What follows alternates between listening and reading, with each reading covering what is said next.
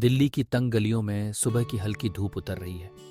शोरगुल के बीच एक मुस्कुराती हुई लड़की श्वेता अपनी चिरपरिचित चंचलता के साथ एक टीवी मैकेनिक से बातें कर रही है।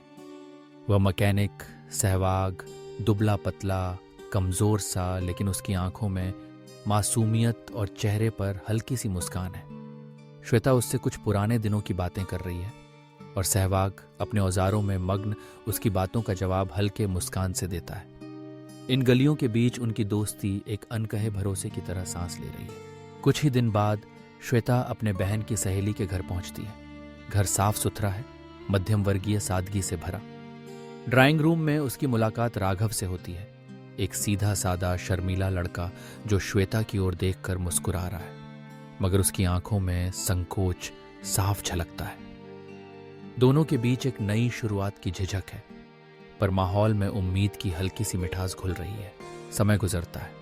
सादगी भरी शादी में वरमाला का आदान प्रदान होता है, लेकिन शादी के कुछ ही समय बाद श्वेता के मन में न जाने कौन सा गुबार भर आता है।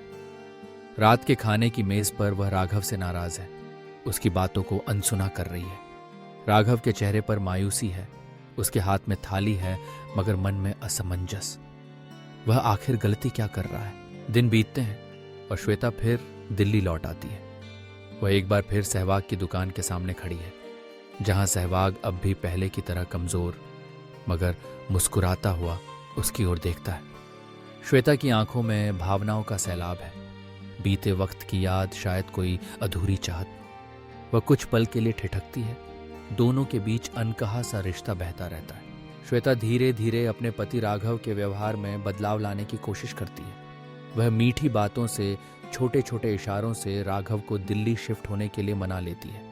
आखिरकार वे दिल्ली आ जाते हैं और सहवाग की दुकान के आसपास नया घर ढूंढ लेते हैं। इस बदलाव में श्वेता को राहत मिलती है और राघव भी उसकी खुशी में खुश होने की कोशिश करता है। लेकिन बदलती जिंदगी के साथ रिश्तों में दरारें आने लगती हैं। एक दिन जब राघव काम पर निकल जाता है, श्वेता घर का दरवाजा खोलती है और सहवाग को अंदर बुलाती है। दोनों धीमे धीमे हंसते हैं और कहीं दूर राघव को अनजानी सी बेचैनी घेर लेती है। वह आईने में अपनी शक्ल देखता है। उसकी आंखों में सवाल है, क्या वह अपनी पत्नी को खो रहा है? एक दिन राघव श्वेता के लिए गांव में एक छोटा सा सुंदर घर ले आता है। दोनों साथ में चाय पीते हैं, हंसते हैं। राघव की आंखों में प्यार और अपनापन है, जैसे वह फिर से सब कुछ ठीक करने की कोशिश कर रहा हो। श्वेता भी कुछ देर के लिए उस सुकून को महसूस करती है, मगर खुशियां ज्यादा देर टिकती नहीं। राघव को नौकरी नहीं मिलती, वह थका हारा घर लौटता है। रसोई खाली है, श्वेता परेशान है। मोमबत्ती की रोशनी में दोनों सूखी रोटी खाते हैं, चुपचाप, जैसे कोई सपना धीरे धीरे बुझ रहा हो। अंधेरे में एक दिन श्वेता अपने फोन पर सहवाग से बात करती है। जल्दी जल्दी सामान बांधती है। बाहर सहवाग अपनी बाइक पर इंतजार कर रहा है। श्वेता चुपके से रसोई से चीनी का डिब्बा उठाती है, बैग में डालती है और घर छोड़कर चली जाती है। राघव जब घर लौटता है तो वहां सन्नाटा है, सारा सामान बिखरा हुआ, घर खाली। वह इधर उधर देखता है, श्वेता को पुकारता है, मगर कोई जवाब नहीं मिलता। अंत में वह फर्श पर बैठ जाता है, टूटा हुआ, अकेला। कहानी यहीं एक सवाल छोड़ जाती है, जो रिश्तों से ज्यादा चीनी की कीमत समझे, उसका मन कभी मीठा नहीं हो सकता। रिश्तों की मिठास ईमानदारी और विश्वास से आती है, चीनी से नहीं। और जब आखिरी मोमबत्ती भी बुझ जाती है, राघव की तन्हाई बस याद बनकर रह जाती है।